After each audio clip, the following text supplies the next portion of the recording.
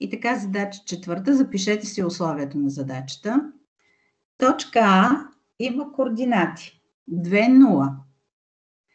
Точка Б има координати 0, 2.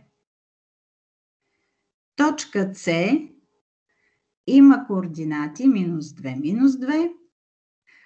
Запишете си, че едно квадратче отговаря на 1 см, т.е. едно деление ще бъде 1 см и търсим лицето на триъгълник АБЦ. Значи, като свършим тези три точки, ще получим триъгълник и трябва да намерим лицето му. Начертайте си координатната система. Изчаквам.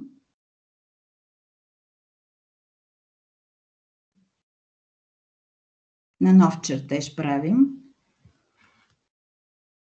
този триъгълник, на който ще търсим лицето. Готови ли сте с координатната система? Почти. Виждам, че Ралица вече е на линия. Госпожо, пак станаха проблеми с интернета. Да, разбрах аз, защо не си се включила до сега. Добре. Така, започвам с точката А. 2, 0. Абсциса 2, ордината 0, значи тя е върху абсцисната ос. Ето е А, точката. Точката Б, 0, 2. Значи абсциса 0, ордината 2. Ето е точката Б. Точката С е минус 2, минус 2. Ето тук е точката С.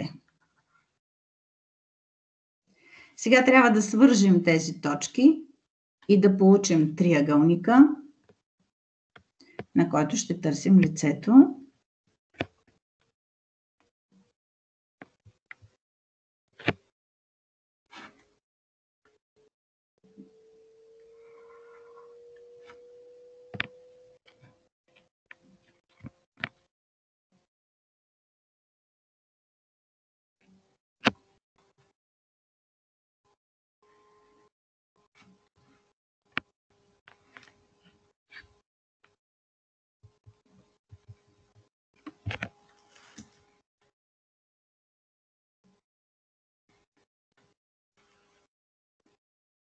Така.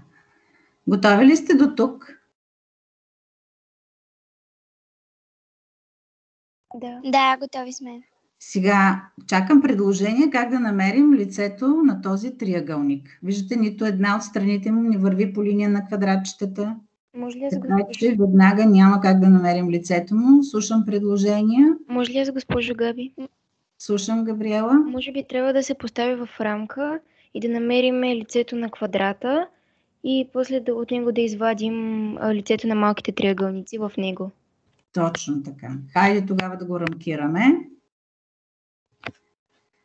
С друг цвят нека да го рамкираме, за да се вижда по-добре. Ето, рамкирам го този триъгълник. Поставям го в този правоъгълник.